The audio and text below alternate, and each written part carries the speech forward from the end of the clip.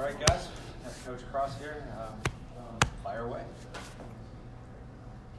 Okay, talking to some of the guys in your group, defensive line, about you, they talk about your passion and energy, that they have no choice but to play and practice up to a certain standard because you're always on them. How important is it to you to kind of go into practice and maintain a certain standard, especially if it's one of those days where maybe they're not up to where they are on other days? Well, I think, keeping our standard is something that we talk about all the time. As far as the passion and the energy piece of it, I think you have to really embrace what it is that you're doing, Sometimes we take for granted that, that we're able to play ball or do something that we love, and we take for granted how many other people would love to be doing what we're doing. There's nothing more exciting to me than being out on the grass or being on the turf or the synthetic grass, whatever the many names that it has, but being out there with your guys and interacting with people and getting them going and building those relationships, I don't think there's anything like it in the world. From a personal standpoint, can you talk about what you have right now? I know you're missing a couple key players that could play a role in the fall. What do you like about the guys you have right now, and kind of individually some guys that stood out that are going to be more players this year? I think what I like most about it is that they're 100% behind each other. Right now, Aaron Crawford had a great spring. Jaleel Taylor really improved. All those guys made strides to get better. As far as some of the guys that aren't there, and just like I told them, you can't worry about who isn't there until they get there. They had a great time of learning what was going on with the new scheme and learning personalities and learning different fundamentals. So they're growing and they're coming. How does it affect you knowing what you're going to be dealing with in August, not having had Jason Strobridge in practice, and Cater, I guess, is still on the men and will be for a while. So you haven't had that full complement of guys that probably will help you when they're healthy. What you have to do is focus on what you have at the moment, because you don't want to have a group of guys saying like, hey, I love you, but I can't wait till this happens. You can't do that, I used to drive a 79 Bronco, and then people would drive by in Expeditions and all that, and I'd be like, man, that sure would be nice to have that one. And then I'd get back in my 79 Bronco with the windows wouldn't roll down and no air conditioning and be like, this is what I got, so guess what? I'm going to keep it clean. It's going to be the best Bronco you've ever seen, and it's mine. And if it's mine, I'm going to love it and take care of it. What do you like about this defense as a whole and what Jay Bateman has brought in terms of the scheme and the overall mindset and approach? Well, because I was in Air Force and he was in the Army, I don't like anything about him whatsoever, But no, it's he has a brilliant mind. It's active. It gives you multiple looks. It gives a lot of different guys the ability to make plays, and it's aggressive and physical. What are the benefits to having like the multiple fronts with 3 versus 4, 3-4 versus 4-3, and how does that kind of affect your coaching and how you deal with personnel? Well, I think you find out what each guy does best and put him in that position. As far as the issues it gives offenses, obviously there's so many different things. Like it's an offensive world, so they can run downfield and throw the ball. They can do all kinds of stuff. So as many things as we can give them to think about, I think it helps us. It benefits us. How does that affect your coaching when you have switching out? We've seen a 4-3 here for a while. How does it kind of affect the 3-4, 4-3 coaching that? It doesn't, because what it is there's only so many techniques and alignments that you have. So guys, like for instance, guys say 1, 3, 5, 7, 0, 2, 4. To me, it's either your inside shade, an outside shade, or your head up. It just depends how many guys are on the other side of you. And the guys on the other side, that's going to fluctuate constantly throughout the game. What we've been able to gather talking to the guys this spring is that communication is paramount. And from one snap, Tamon Fox might be at a defensive end, might be lined up as an outside linebacker. With the guys in the middle, how does that affect them, knowing who is beside them, how often they're there, and all the different calls that are being made with they're affecting their responsibilities in those gaps. Just like you said, communication.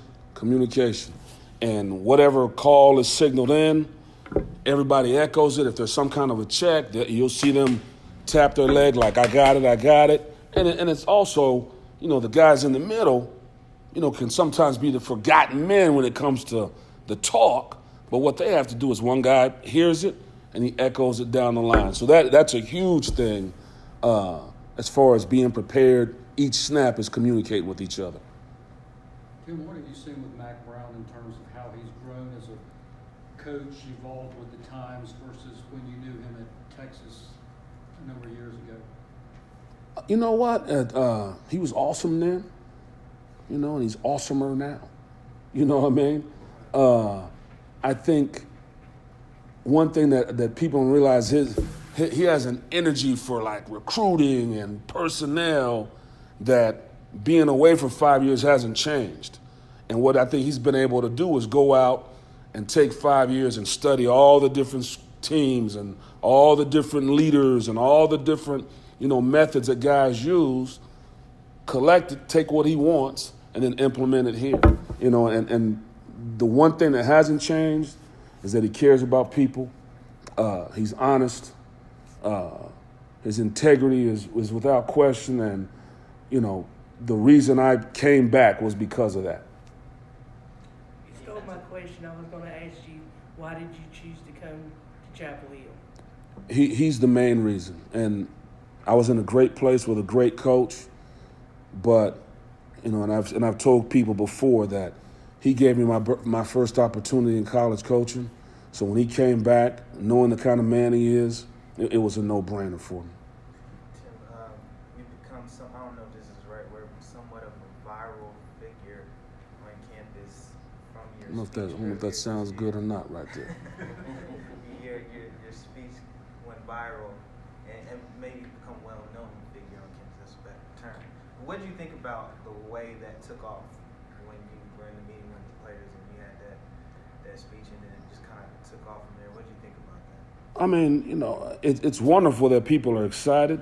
I didn't know it was being filmed. I said the other day, they were like, well, after it was over, like the next day, they're like, hey, we filmed that meet and we're going to put it on Twitter. How do you feel about it?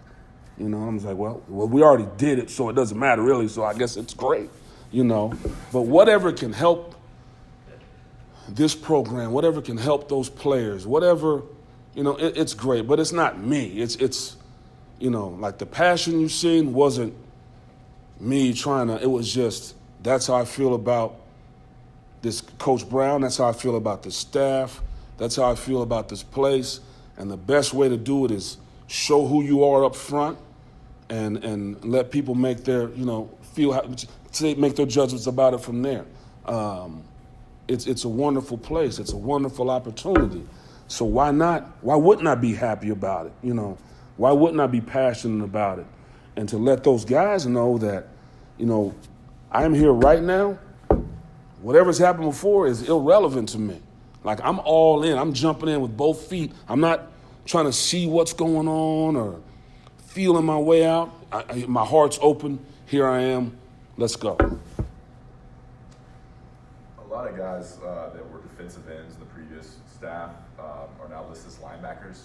Tamon Fox, Chris Collins, Jake Lawler, even like Alan Cater, which I didn't even know until I look at it now. What's that split between rush in and outside linebacker, and how's that kind of work, and what can you kind of tell us about those players and their role in this defense? Top secret. Can't tell you anything at all. What's that? It's top secret. I can't tell you anything at all. No, it's just fluid. Those guys are long, athletic guys that have versatility. So you want to put them in the best possible spots where they can be effective. So depending on what we're doing, a lot of those things will change from play to play or from day to day. So I can't really give you a split on, they're still got to get off blocks. They still got to rush the passer.